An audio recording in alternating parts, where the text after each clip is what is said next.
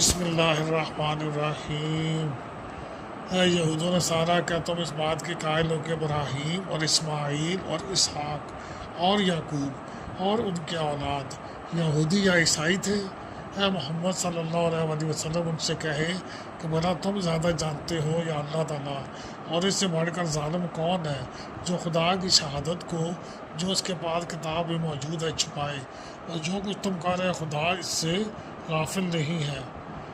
تو اب دیکھیے، جو اللہ تعالیٰ نے تورات میں شہادت دی، انجیل میں دی، جو پرانے علماء کے پاس تیار کتاب کی وہ چھپاتے تھے، اور صرف اس کے اندر ایک ہوتا ہے نا بھاگ جب بہنا ہو بغض اور ایک تکلیف کہ یہ بنو اسحاق کی جگہ بنو اسماعیل سے کیوں کوئی نبی آ گیا۔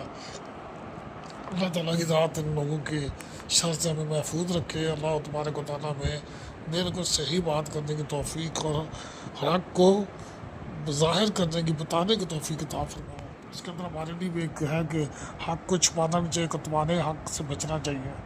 اللہ تعالیٰ پہ خاص کرم فرمائے۔